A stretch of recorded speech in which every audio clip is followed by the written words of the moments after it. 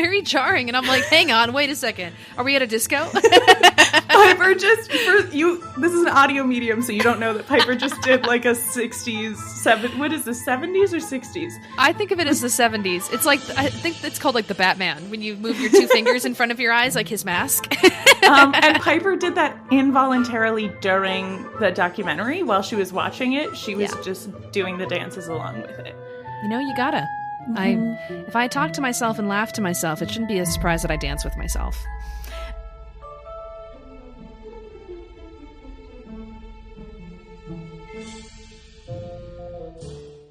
Well, hello, Lillian. How are you today? I am so good, Piper. How are you? I am very good, too. I've got a lot of energy right now. I think it's fueled by this thunderstorm that is raging outside of my house. It's really given me good vibes, so I'm ready.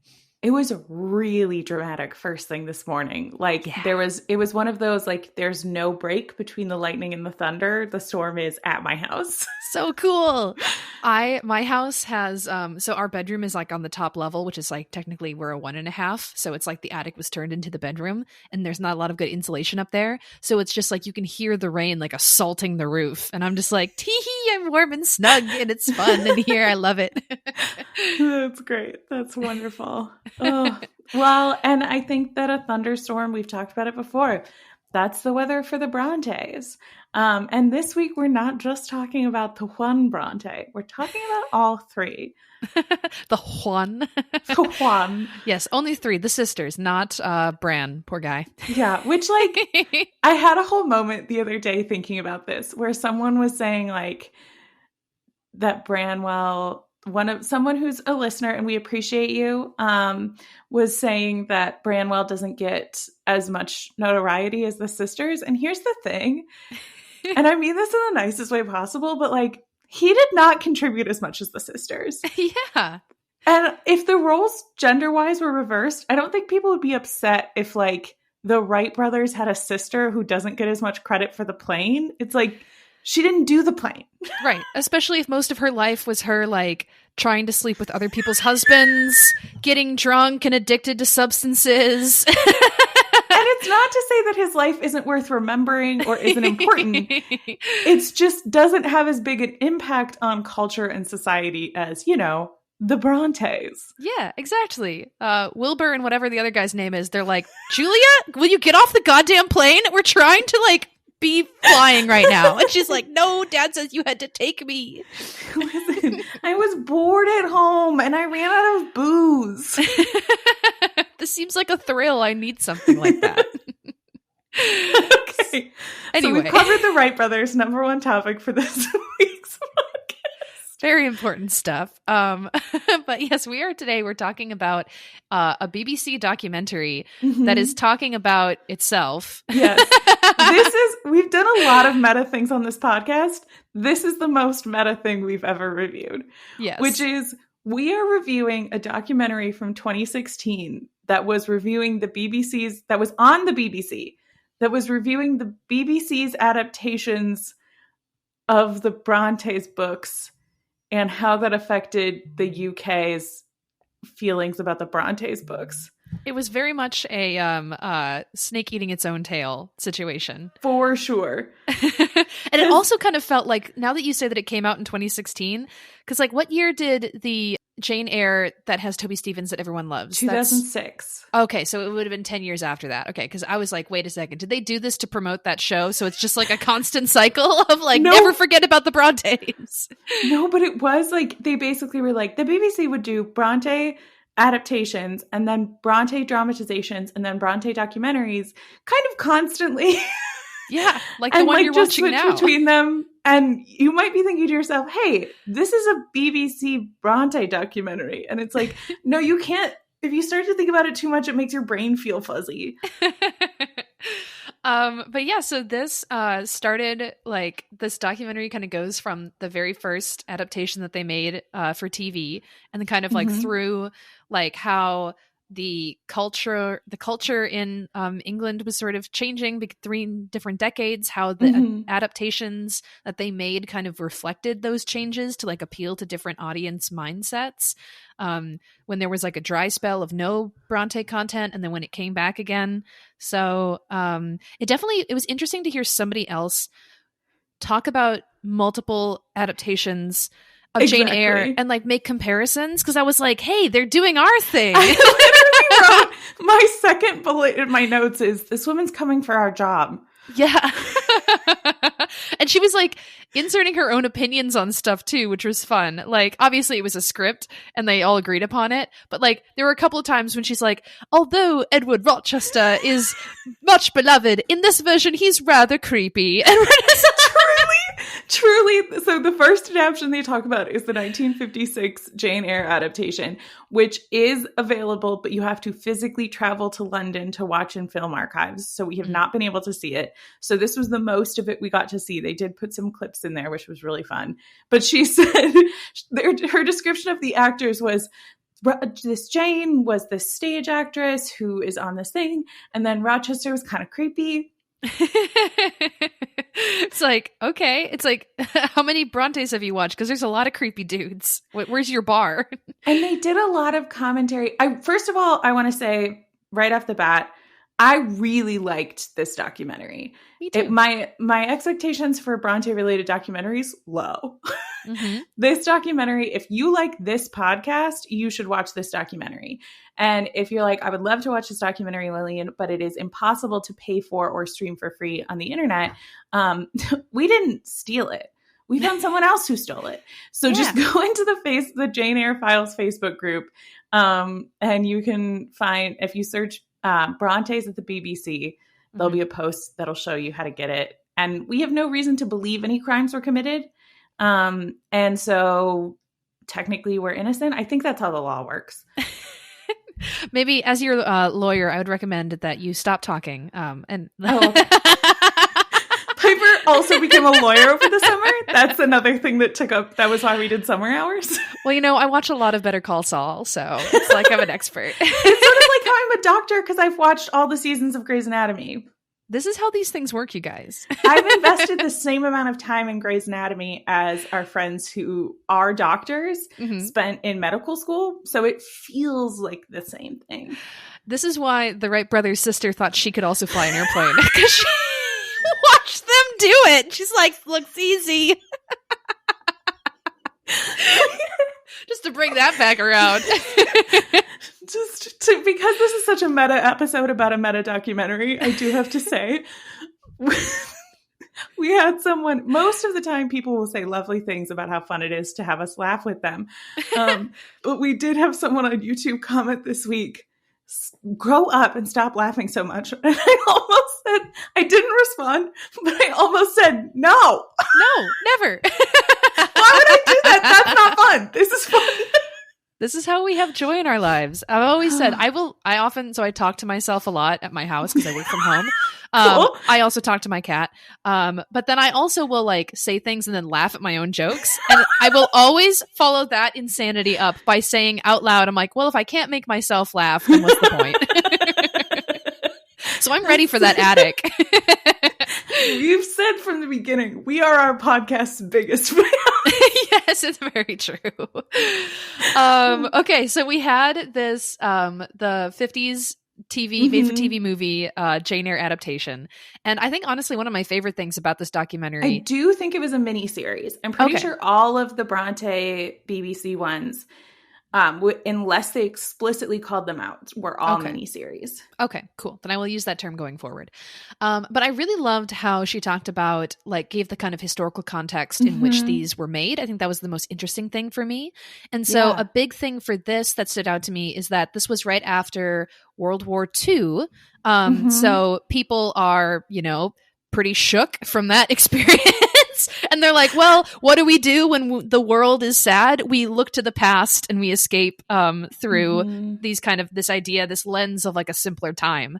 And a detail that she mentioned that resonated with audiences then that I thought was really interesting is the fact that at the end of the story, Rochester has these injuries. He's blind, he loses a hand, or at least that's how he's supposed to be. And that how that would be kind of like relatable to wounded soldiers returning from the front and the women who love them. So that's really cool.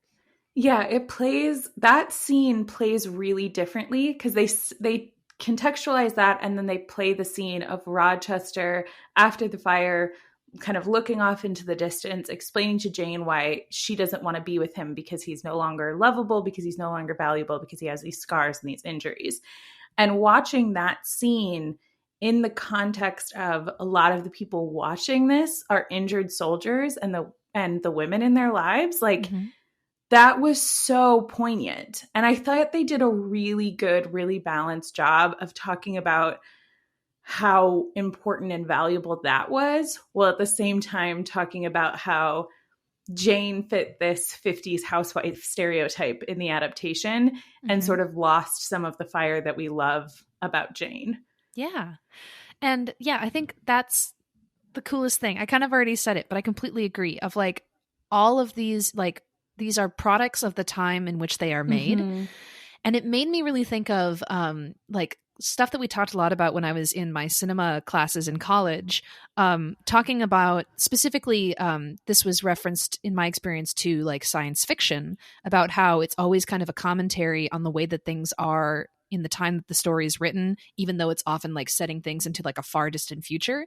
And that's like a similar thing that you're seeing here. It's just reversed for the past, of kind of altering how maybe somebody would have behaved in these settings to fit the expectations or the hopes or desires of the current audience watching it.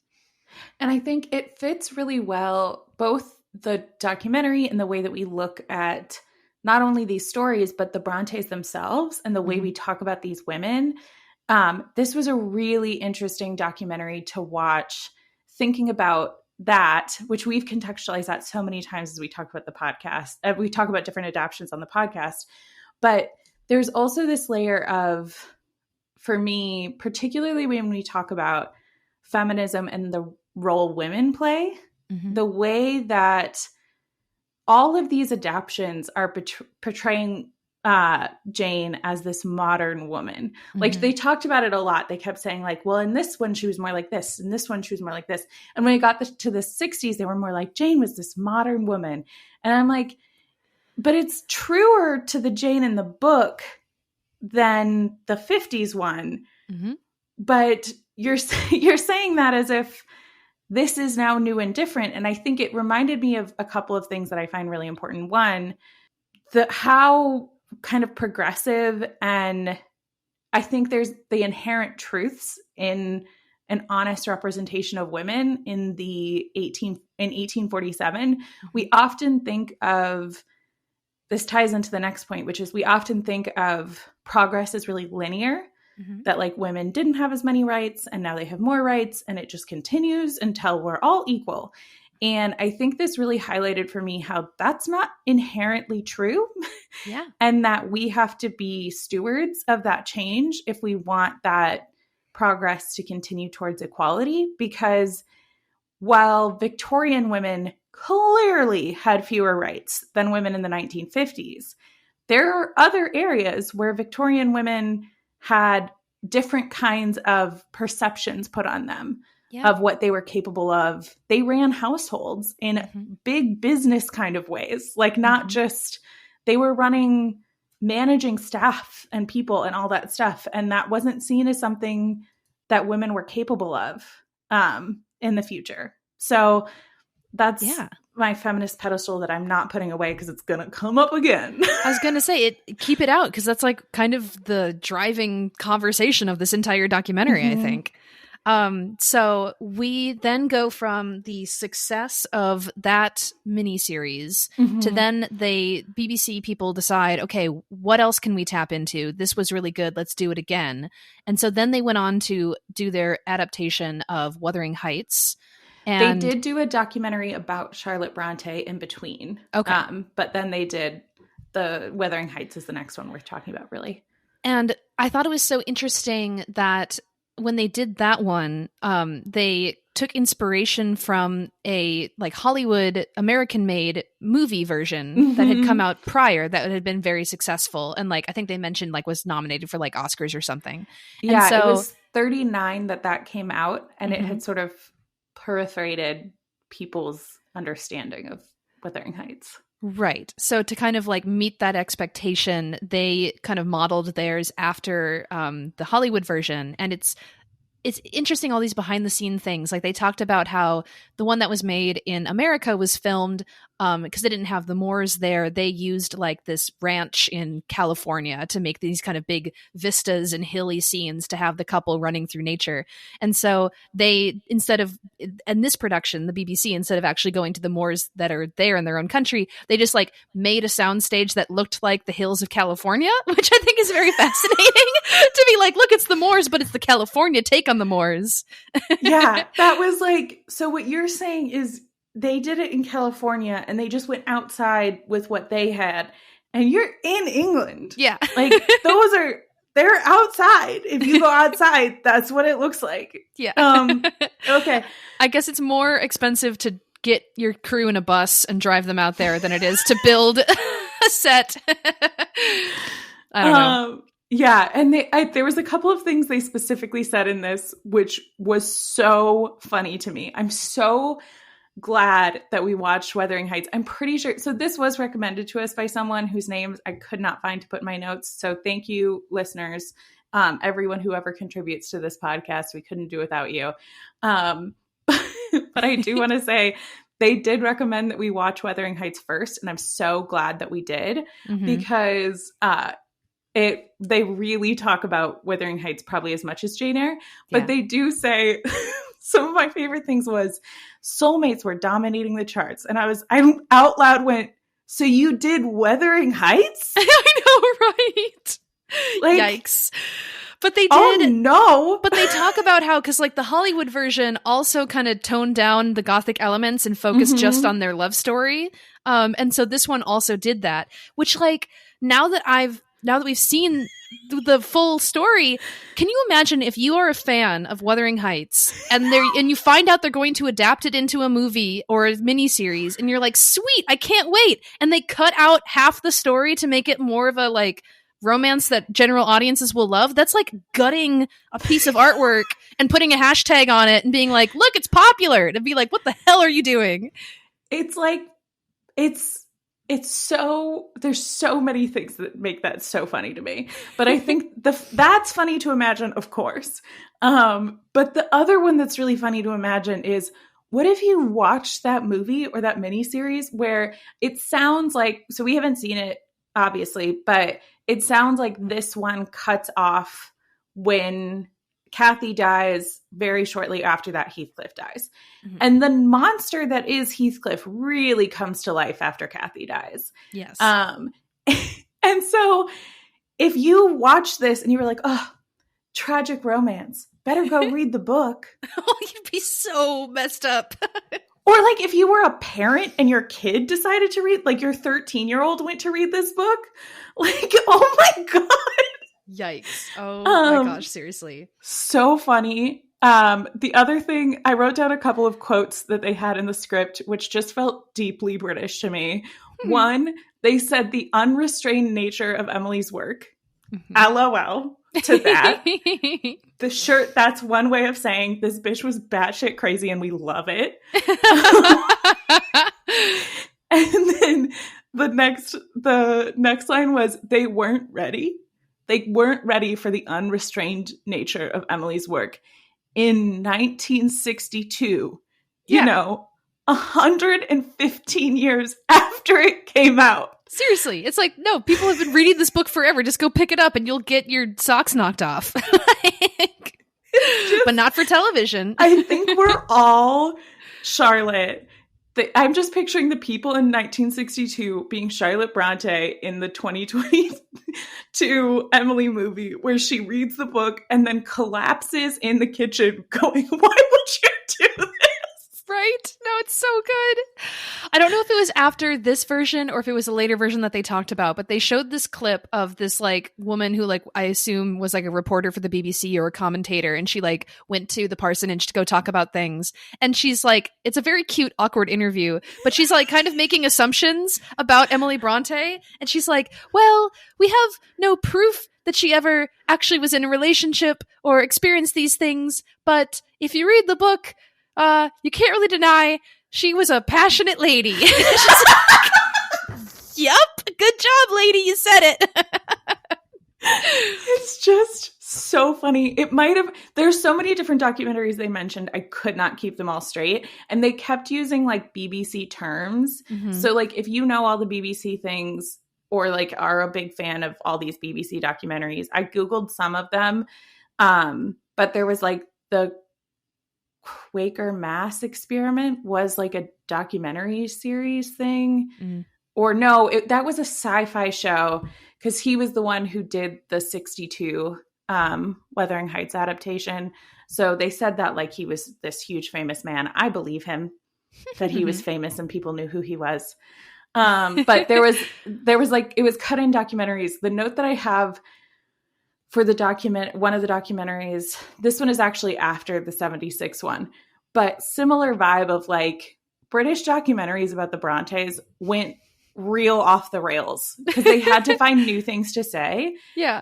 They had a grave digger on one of the documentaries who they made it seem like he was digging up old graves to tell them about how many people died. And then they like they did this whole cut where they like zoom out and they're in the Brontes home. So you could like see that man out of their nursery window. Yeah. And I was like, dark, guys. They're like, hey, do we have permission to go dig around in the cemetery? And it's like, well, George is burying someone this afternoon. I guess you could interview him. And it's like, sweet, we'll do that.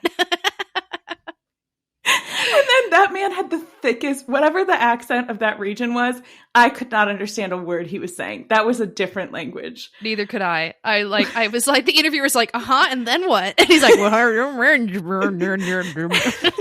I'm not saying we don't have accents. I'm saying his accent, I generally understand British accents.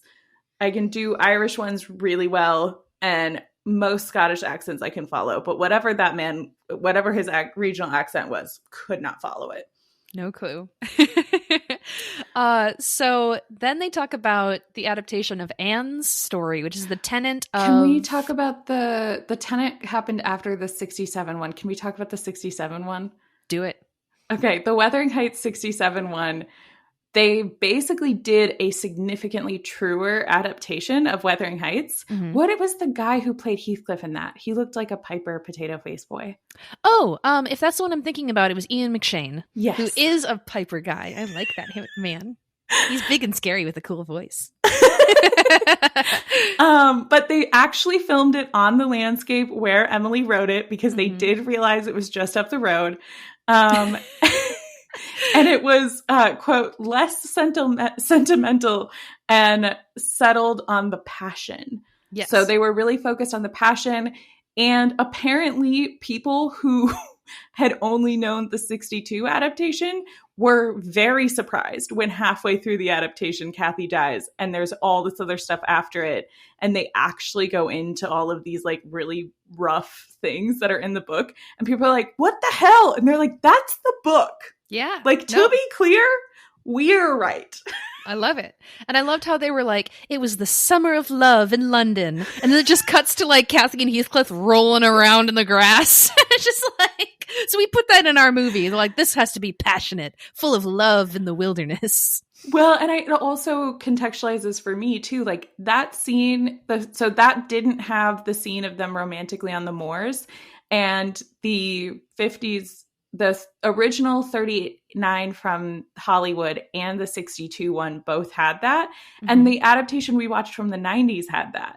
Yeah. And I just love that, like, I think of Wuthering Heights, like I think of that as Wuthering Heights. And the idea that that wasn't in the book is so funny to me. Like, that's why talking about these adaptations and how it's the snake eating its own tail is so fun for me. Yeah, because the narrator said that she's like, this became kind of like iconic iconography related with the story, even though Emily never like described the setting that way. So interesting. So interesting. I feel like it is safe, since so many of the stories are autobiographical. I mean, just in the sense that they like took inspiration from like their settings and like the people that they knew and stuff. I think it's safe to assume, because they lived near the moors, that would be a location that she would be pulling inspiration from. Oh, for sure. And I'm sure they had description, like some level of description of the moors, but the way that they have Heathcliff and Kathy, to me, are so tied to the physical surroundings and like standing out on the moors. I'm curious as to what specifically is in the book, because if it's truly like Heathcliff's wild spirit being tied to the wildness of the moors, I think that's in the book. That sounds right. Someone who knows more about Wuthering Heights than us, send us a message. Tell us what that's about. Now let's talk about Forgettable Anne. Yes, poor sweet lady. The Tenant of Wildfell Hall is her book that they adapted, and it was a big deal that it was the first one in color. So way to go, Anne. You're not forgotten. In fact, you got a landmark feature to your adaptation. So that's so interesting to hear and learn about her story and its different like takes, because I know nothing about that story, and I know very little about Anne. And so it's very interesting that, because we learn that this is kind of the story of like a woman who is like trapped in this awful abusive marriage. Her husband's like an alcoholic, and the way that the different stories kind of portray what that abuse looks like and what her strength looks like in how she kind of defies her husband or stands up to her husband, which is very interesting to see. I think that was one of the bigger things. I mean, obviously the change in Wuthering Heights is the biggest change between these different versions, but it was very interesting to see that from like the 60s to then the one that came out in the 2000s. Yeah. And I think that what they did a really good job in this documentary of was contextualizing it, because the BBC, I think it has more impact culturally in the UK than PBS does here. Yeah. Like that was for a long time, the BBC One now, like the primary BBC, was like the only channel in the UK for a really long time. Now, obviously we talked about the fact that some of these, like the 70s, the 67 and the 68 Tenant of Wildfell Hall, like those, both came out on BBC Two, which was one of those things where I'm like, ooh, a thing I don't understand. But I'm sure it's totally different, and I believe you. It kind of sounded like maybe that was like their Masterpiece Classics, like kind of like separate channel, like versus like maybe the other one was more like news and drama and stuff. I don't know. I'm just guessing. It felt like they could be more rebellious on BBC Two, and they could do what they wanted to. But if any of our listeners, especially those of you who maybe were around in that time or shortly thereafter, who have a better understanding of what that means and why we should care about it, please feel free to tell us. Yeah. But the specific thing that tied directly into this adaptation was there was a lot of conversation about divorce law in the UK at that time, and they were making it, I don't know. I know what we would call it here in the US, but like no fault divorce was becoming a thing where you could get divorced by just saying our relationship isn't working anymore versus like this person tried to murder me. Right. Which all in all, I've seen statistics about it. More women live. So big fan of no fault divorce. The couple that they interviewed, they showed an interview so funny of this like couple like grocery shopping with their daughter, and like then it cuts to them like being interviewed about like why they want to get a divorce, and the lady is like, well, I want to have a bunch of children, we only have the one, and he doesn't want to have like kids with me anymore. And it cuts to the guy and he's like, I feel like we're not able to take care of this one child, so we shouldn't be bringing more into the world. And I'm like, yes, agreed. And then it cuts to that little girl being like, what? I'm like, oh my God. It was so messy. It was so funny. They were like, yeah, we think we should get divorced because we don't really like each other anymore. We're not really nice to each other. And then they're like, tell us more about your marital problems. And she's like, I don't know, like an example is I want more kids. And he's like, and I think we're too unhappy and bad parents. So we probably shouldn't have more. So let's not do that. Their adorable pigtailed daughter just like picking up cereal. Yeah, I know, right? Another thing they did throughout this documentary that became more and more jarring as it was like things that I recognized The music. is they would put music over it. They would put the music of the time over clips of the adaptations. Mm-hmm. So it was like Wuthering Heights, but with 60s rock music over the top of it. Yeah. And it was like the 50s adaptation with 50s music over it didn't catch me. But every time they did it after that, I was like, this is well done. It does a really good job of making you think about this period drama as contextualized in the time that it exists. Mm-hmm. Please never do it again. It's very jarring. And I'm like, hang on, wait a second. Are we at a disco? Piper just, for you, this is an audio medium, so you don't know that Piper just did like a 60s, what is the 70s or 60s? I think of it as the 70s. It's like, I think it's called like the Batman, when you move your two fingers in front of your eyes, like his mask. And Piper did that involuntarily during the documentary while she was watching it. She was just doing the dances along with it. You know, you gotta. Mm-hmm. If I talk to myself and laugh to myself, it shouldn't be a surprise that I dance with myself.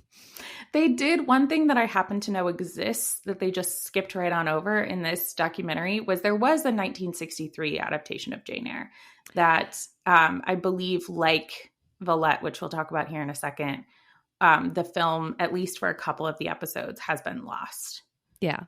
And I get it. I mean, like, it's hard to talk about things for a long time if you don't have a lot of stuff for it. They had screenshots. They had like photos taken from that movie that they showed. Nice. They did that with Villette for sure, which was this 1971. Gotcha. And they talked about that one didn't survive the archives and is a little bit more, is the most autobiographical of all of them. Right.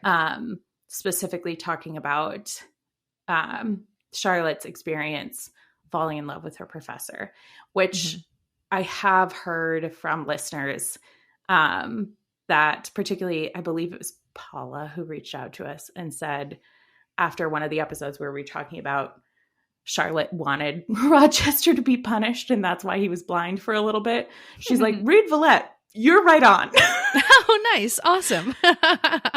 She was mad.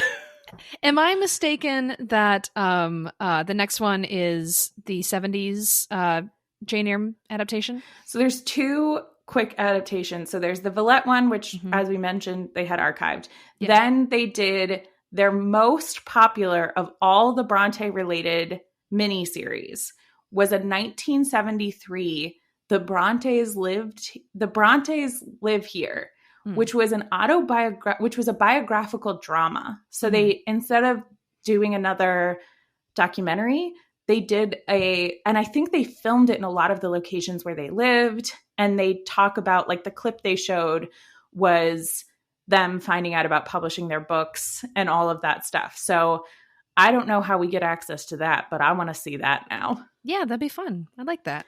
But that came out the same year as the Jane Eyre 1973 with Michael Jaston and name of actress.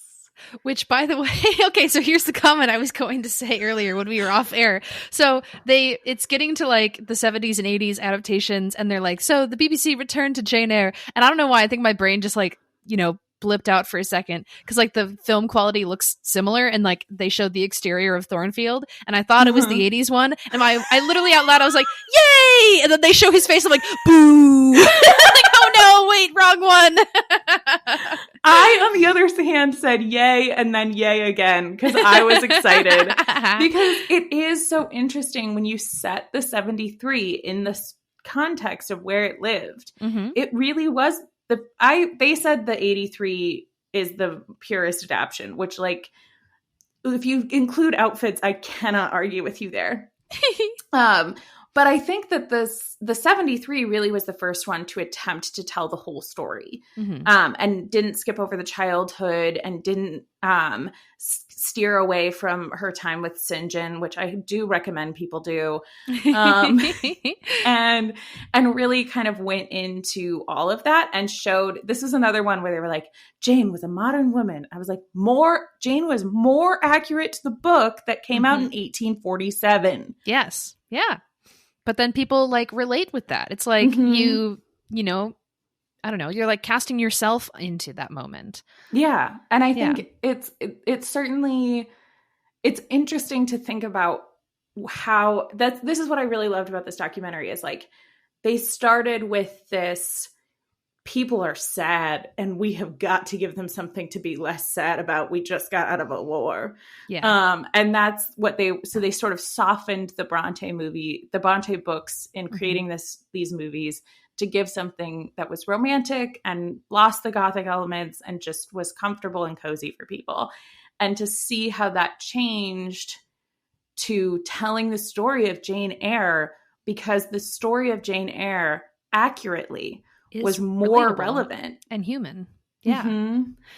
No, it was really cool to hear them talk about that. It was like after this point, right, when they kind of get into this area where they're talking about how like England was kind of going through like an economic recession. So again, people are turning to these areas for comfort and nostalgia in the past. But then they really talked about how like the town where the Brontes lived, where like before in the 50s when like a BBC documentary crew went to film it, they're like, oh look, it's so bleak and empty and morbid and tombstones, and now it's like a bustling tourist attraction where like all these English people are coming, people from other places of the world are coming, because it's like kind of revitalized this interest in like the Brontes and their novels. People are reading the books more.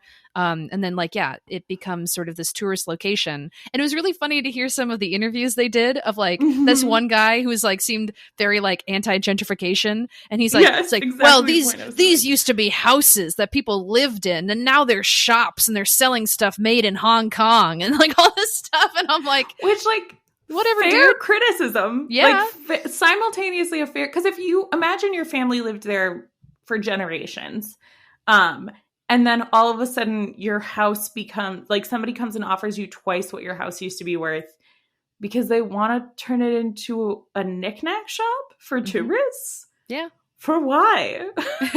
And it's not like it was always that, because Jane Eyre became popular immediately after it was published. Right. So Charlotte Bronte was always famous. Not in a way where she walked down the street and people knew who she was, but like, it's not like Charlotte Bronte became famous overnight in 1970. Yeah. But her house did. Yeah.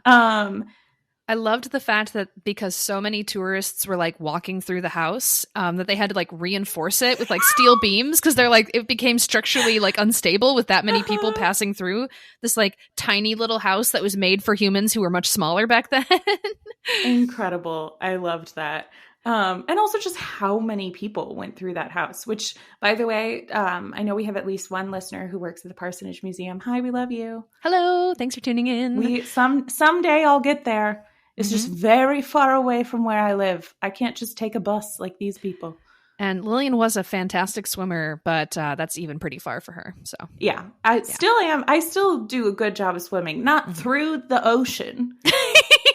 With me on her back, especially. Yeah, it's like I could maybe do it alone, but Piper on my back, not helping at all. Well, I'm holding the microphones and all of our podcast equipment above the waves, and I'm like, we can't get this wet. Got one hand on that and one hand eating snacks is what I'm picturing. Just being like, let's go faster. This is heavy.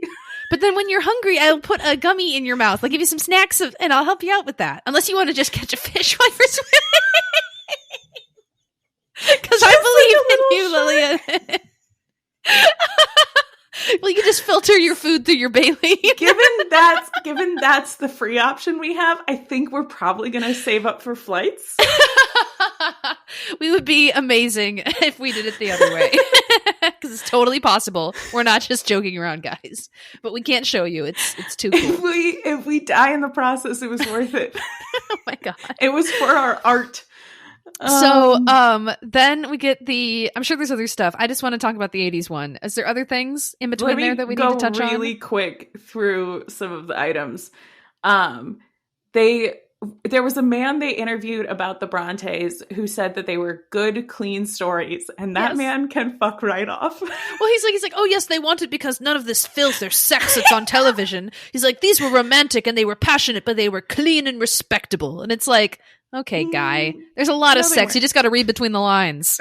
It's okay that you that you've never had sex before, and so you don't understand the references. We forgive you. I bet you also think the Red Room's just about a room being read. But another one was they had another Wuthering Heights adaptation that got rough in the 70s. Yes. Okay, we have to talk about this. Here's the line that I must talk about, which is the documentary, or the narrator for the documentary said that Heathcliff was, quote, being creepy with Kathy's corpse. And then they made me watch that. Yeah. No, okay. So that guy went all out. I think they mentioned that he was like Scandinavian, like the actor or something. But the imagery that they used in that one, which I think Wuthering Heights is the perfect story to get like super avant-garde and like for sure weird like indie kind of European film. That is totally the movie that you should do that with. But yes, we see him like they do the scene where like he has Kathy's like grave dug up and he pulls open the coffin lid and the grave digger is up there and he's like, yeah, that's gonna sour real fast once the air touches it, sir. We should cover this up. And he's all like, oh, let me kiss the corpse. And then he does. Yeah. And then like for the scene at the end when the guy who's visiting like goes into that room and sees the ghost, they did this cool creepy thing where he had like a candle held between his fingers, but it's like burned down to the wick, so his hand is covered in wax, and it's just like, ooh, this is very creepy and upsetting and feels very right for this character. I think it's really interesting. I don't know that I have the energy to do what we've done with Jane Eyre for Wuthering Heights. No. But it does look like it would be a cool one to do it with, because even just the 3 adaptations we saw in this documentary all tell an incredibly different story in ways that are inaccurate uniquely. And accurate in unique ways. Yeah. And I think it's really, really interesting. And if you want to watch this documentary because you wish that we would do it, I can't watch Heathcliff that many times. I really don't think I have it in me, guys. He would break my heart too. Too much violence. Yeah, it would be a rough go of it. But they then did a Blue Peter special, which they said it was the biggest deal that anything's ever happened.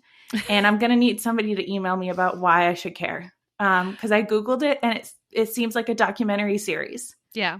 So there you go. But maybe it's got like significant importance to people there culturally. But they made a point that they were like, this is like a family friendly content that they followed up that horrifying thing with. So and they had a very classic British documentary line, which all of my stereotypes of British documentaries really came through watching this, which was a man was standing in front of the Brontes' house and he was saying to camera, this was where, was it Patrick, the dad's name? Patrick Bronte, Mr. Bronte, man, person. This is where Daddy Bronte. Daddy Bronte moved in with his 6 children and his wife.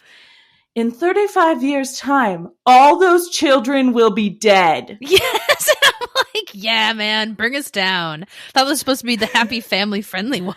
You can't tell the story of the Brontes' lives without the tragedy of their deaths. Of course. But truly, I'm gonna need an American documentary about the Brontes that ends with the positive montage of young girls reading Jane Eyre and Wuthering Heights and Tenant of Wildfield Hall, and the positive impact these people had forever, because these men keep bumming me out. Yeah, it'll be all of that, but it'll also just come with a little bit of capitalism, because they'll be like, and here's Jane Eyre enjoying a nice Coca-Cola. Ooh, refreshing. It'll be like, it'll give us stats on the success of it, not by the impact on people, but instead by the dollars. Yes, exactly. That's there we go. Listen, life's a game and money's the points. The American way. So then they bring in Timothy Dalton, God Yes. bless. And they gave him props for having a more convincing horse fall scene. I loved how much she was like roasting other people. She was like, he just fell off his horse for no reason in those other versions. But in this one, he fell off for a good reason. It was very believable. And she also, so she talked about how that was like the most like true to the book of like using actual lines and using a lot of the scenes that is usually and avoided. Not cutting things out. Like the gypsy scene, which she was like, she's like, they chose to use this where other versions very wisely cut this scene out. In the fortune teller scene, she's, specifically wisely cut it out. I was like, cowards. Only cowards cut the fortune teller scene out. Like, if you can't love Rochester in his drag, then you can't love him with all of his money in his normal clothes. Shortly after that, she said the second line that I wrote down, which was, they were very faithful and did a really good job of adapting it beat for beat, line for line. And then she said, arguably too well. Right, because then they didn't make any versions for like 10 or 15 years. Like, it just kind of dropped off after that point, because then we're getting into like the 90s and people are more like, oh, we don't care about the past. Everything's going good now. Pop culture, Spice Girls, Princess Di, all this jazz. Yeah, so they're partying and they leave that behind for a bit. The 80s were too happy. The early 90s continued to be too happy. And then the narrator sexually harassed Colin Firth from the past. Incredible. That was so goddamn good. Although beforehand, wasn't it that they talked about how like people were splitting up again, and so then they talked about the tenant, or did... No, that was after. Okay, so they said Pride and Prejudice and Tenant of Wildfield Hall came out the same year, but Pride and Prejudice was slightly before that, and she talks about the fact she really hits hard that they started casting attractive actors. And I just would like to say they never stopped casting attractive actors. Yes. Everyone who has ever played these roles, other than maybe Heathcliff from the 70s, were hot. They were all hot. She's just like, I guess this woman's standards are, it's got to be Colin Firth? Yes, Firth? Colin Firth, wet shirt, like see-through, sexy bedroom eyes. He obviously did it for her, and I guess for a lot of other people, because they're like, oh wait, these are sexy and fun again, let's go back to these period dramas. So they bring those back, and in this era of like the kind of early aughts of talking about these adaptations, because these are the ones I'm less familiar with, but these are the ones I was really intrigued by. Let's talk about, really quick before we get to the early aughts, let's talk about the 95 Tenant of Wildfield Hall. Oh, okay, that's what I was going to go for. Sorry, mixing decades. You're up. Great. But yeah, so like, because again, we're like, it's a big deal in the news that like a lot of famous celebs are breaking up, and she mentions a boy band that split up, that I guess is a big deal for people. Take That, which I only know, just so people in the UK know, I personally only know this because it was a big deal on Dairy Girls. Okay, gotcha. Which is a great show. Love it. Fantastic show. But also like, I'm sorry if I'm about to offend people who love the royal family and all this stuff, but they're like, oh, there are so many heartbreaking like split ups, like Princess Di and that ugly rat-faced man that she was married to. And I'm like, they showed them together. I'm like, oh God, how did she stay with that dude? He looks so weird. Which, like, to be fair, so I am arguably too into the royal family's history. But Princess Di can do no wrong. Please come at me. And Charles, she was making him look better until we realized that he had groomed her and treated her really poorly and arguably abusive. And he's the king now. And I'm not going to make commentary on what the whole royal situation is, because it's your country and you can do what you want. But all I'm saying is we were right in the Revolutionary War, because otherwise Charles would also be our king. USA. We've got not a lot going for us, but he's not our king. Yay! Okay, so then they do the Tenant of what's it called, Hall again, and it's a much more like kind of darker look at the spousal abuse that she suffered, which I wonder if that is like hinted at in the book, or if that was creative liberties that they took to kind of make it be like, you know, this isn't just a lady being demure because her husband is mean. He's like actually bad, and let's talk about why. It sounds like it was more true to the book. which makes sense to me that the first one they did was softer, and then they got more true to the book, brought in more of the Gothic elements. The domestic violence got more real. The scene where he's like kissing her hand and then bites her hand, rough. Yeah, very rough. But then, okay, so the thing that they then talked about next that I am the most intrigued by, and I definitely want to look this up, is this modern day retelling of Wuthering Heights where they swap the gender roles. Yes. Before we move to that, I have one more thing on the 95, which is just, did you recognize the man who played her happily ever after man at the end? Oh, yes. It's Toby Stephens. Toby Stephens is in that. He was just auditioning for Rochester. And I was very annoyed by their use of the word girl power then, which, like, I get it. We were alive in the 90s. I understand. Girl power was girl boss. I get it. Yep. I still don't like it. Nope. Let's talk about the 2001 Spark House movie. Yeah. So this looks fascinating. And they mentioned a like female director or writer whose name sounded really familiar to me. So I'll have to go back and look that up. But that just looks fascinating. I definitely have to check that out. And I love the idea of taking classic literature and like switching the gender roles and kind of like almost as like an exercise to kind of look at the things to be like, okay, if a woman does this versus a man, how does that feel to us and why is that different, and vice versa. So we got to see female Heathcliff like standing on top of a car with an axe, like destroying the windshield and just being psycho. And I'm like, well, that's interesting. And they gave like for every version that they talked about with Wuthering Heights, they talked about how important Kathy's speech is, where she's like, Heathcliff is me. And so it's interesting to see a guy talk about that instead for his female love. So yeah, I'm definitely going to check that out. That's fascinating. It's also fun to watch a woman be the villain and be crazy and abusive, because women, true equality is women being able to be crazy and abusive too. Sure. Just kidding. That was a joke. But yeah, so they did that. And then what am I missing? I got some blanks here before we jump into the final Jane Eyre. I think the final Jane Eyre is the next one. They talked a lot about how the early 2000s were softer and nicer and girl bossified, and just so much sexier. After Colin Firth, everything got sexier according to this documentary. Yeah. And they also mentioned that that's kind of how they brought us into the 2006 Jane Eyre. They give us the scene where he's like asking her to stay by like stroking her collarbones and laying in the bed and all that sexy stuff. Which I'll give them that one. That was that's the sexiest stay scene. It is very sexy. I really liked how, so in this part, she really talked a lot about how she was like, this Jane was a modern woman. You know, she stood up for herself and asked questions and all this stuff. And again, like you've been saying this whole time, it's like, yep, that's Jane in the actual novel back in the day. But then what they really talked about in this, which I think is good to... Sorry, I do want to pause just for a second, because I did look up that author that you were talking about, the writer of the 2001 movie and the gender swap. Guess what you know her from? I have no idea. That's why I don't... Gentleman Jack! She wrote Gentleman Jack! She's the writer-creator of that. Amazing. Okay, sorry. I had to get that in and I was going to forget. Hooray.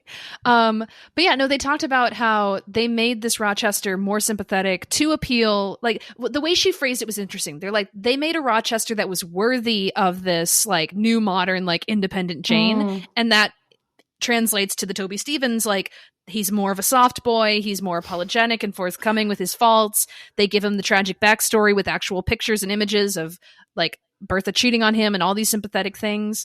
And so it's like, I'm glad that she at least like kind of mentioned that, where it's like, yes, this is a version that is easy to love for a lot of reasons, but it changes a lot from the original text. And so, you know, purists versus like, oh, but I want to like him kind of a thing. It's that whole debate there. Well, and I think what was interesting to me about is they framed it like they made Jane more modern, so they had to make Rochester more worthy of that. I think that's one of the truest Janes. So I think it was more if making Rochester worthy of who Jane was the whole time. He has to meet her 1700 standards. Yeah. 1847, not 1700s. But I can never remember these dates. It's the 17th 1541. Piper's like, numbers from the past. I don't do numbers, baby. I'm a visual person. I do words and sounds. But they kept saying things that, like, I get that it's for the narrative that they're telling in this documentary, but they did specifically say he wants a 21st century woman. And I'm like, I mean, no, yes and no. Yeah, kind of. Because as much as that's true, I think because they do go into this at the very end. This is the note they hit at the very end, which is they are talking about how universal these stories are, because they do make changes, and it's interesting to see what changes they make depending on the time. But part of the reason the adaptions are so different is not necessarily that they're making fundamental changes to the text, but rather they're focusing on the things in the text that are more relevant to the time. Yeah. But if you pull the whole thing out, all of it's relevant all the time. Yeah. You just have to make choices when you're making an adaptation. And so that's why the focus is on different moments in the story and different ways to understand who Rochester is. Because we've talked about the fact that, yeah, Toby Stephens is the softest way to interpret Rochester, but it's not inherently inaccurate. Yeah. There's parts of the way he treats Bertha that are inherently inaccurate. But for the most part, it's just establishing a tone that's softer than some of these other tones. Exactly. It's kind of like what we've talked about a lot, where it's like with books like these that have so much content, you can kind of decide how you want to tell the story and still, like you say, just kind of pick and choose. It reminds me a lot. These books are so relevant still, I think, for the same reasons. I can't remember who it was. It could have been Taylor Swift, but honestly, it could be anyone. Some songwriter, I saw an interview of them where they talked about how often they will write songs that are deeply personal about very specific things that happened in their life. And they used to worry that they wouldn't be as relatable to people, but they found over time that the more specific, the more personal you write it, ultimately, the more universal that experience and art becomes, because you're representing something that is a deep truth about humanity. Yeah. And I think that that's what these books have, and that's what these adaptations and why they've been adapted so many different times, even just by the BBC, because they're always relevant, because they're representative of deep truths about humanity, even the ones we'd rather not look at too closely. Yeah. Sometimes people kiss dead bodies, and I don't want that to be true. And that's not the part of the story I would focus on. But it's real, and people need to see it. People gotta know. And face that ugliness right in the eye. Sometimes marriage is bad and women are trapped, and divorce is good in those cases. Yay. Anyway. I don't think I could follow up a better analysis than what you just said, so let's wrap it up. Should we rate this documentary? I don't think we rated the last one, or if we did, it was a rough situation. Let's just do a thumbs up or a thumbs down. We'll do it. Okay. What's that guy's name? I don't even remember. It was Branwell? No, I'm thinking of like Roger and Ebert, the film critics. They would always do 2 thumbs up, 2 thumbs down. Okay. So we're both just at the screen going to, at the same time, do a thumbs up or a thumbs down. Yes. Okay. Ready and go. Yay! 2 thumbs up! 2 thumbs up from Piper and Lillian. And just because my thumb is abnormally short doesn't make it less important. And we will not elaborate on that. You must sit and wonder about that statement. May it keep you up at night. Okay, so if you have seen this documentary and you have thoughts that you want to share, or you just want to talk about some of the things that we said and chat with us about it, you can reach out to us. We are at Airbuds on all social platforms. And then also you can send us your long, lengthy thoughts and complaints and concerns and dreams in airbuds@gmail.com, because we love to hear from you guys. We've also had a lot of people commenting on YouTube recently. They post book level thoughts. We appreciate you. I see those. I read those. I reply to those. I share those with Piper. Yay. But what we're going to be doing next week, because I know you guys are sitting around going, what are you going to do next week? Well, we're not quite to a palate cleanser yet. So we are going to be watching the 1970 movie again with George C. Scott. Mhm. We may be having a special guest. We haven't actually asked them yet. But we're going to be rewatching that because we want to, and we both like it. Yeah. So the other ones we always had reasons to because we thought we'd give it another fair shake. But this one is more just, I wanna. Yeah, which is great because I found myself the last few months kind of being like, I kind of just want to throw that on again. And like Lillian's there like, wait, save the juicy thoughts. And I'm like, okay, fine. Yeah, Piper just wants to live her life, and I want to make a really good podcast. And I want to talk about the Wright brothers. I did forget to mention this narrator for this documentary was Tamsin Gerling. I'm going to put it in the chat because I don't trust me at all. Okay. Yeah, I remember seeing the name, and I was like, that's a very interesting name. I don't know. She's in a bunch of things. You would probably recognize her. I know her from Black Books, which was one of the funniest shows. It was from the early 2000s, so I'm certain that there are jokes in there that no longer align with my values. But it was one of those books, one of those shows where you just sort of die laughing all the time. So I do recommend watching it, but just, if they say bad things, I was a child when I watched it. It's not my fault. Yeah, I would say her name is Tamsin Greig. And Great. Probably Greg is actually pronounced a different way. It's Greig. But let's just say Greg with confidence. Yep. And if you're British, send us a voice memo with how we're supposed to pronounce that. Don't let us do a Kieran Syrian again. Or also we got corrected too that when we were talking about Wuthering Heights, we kept saying Ralph Fiennes, and apparently he prefers Rafe. And I'm like, that pretentious jerk would. Ralph Fiennes. Okay. I mean, I'll try, but who's to say what's going to happen there? If you got $3 in your pocket and you want to give it to us, you can. We got a Patreon, so you can give us that money. We'll give you some fun little tidbits in return, as well as our love. But yeah, otherwise, we'll see you guys next week. So until then, happy Jane Eyre reading and watching. Bye. Bye.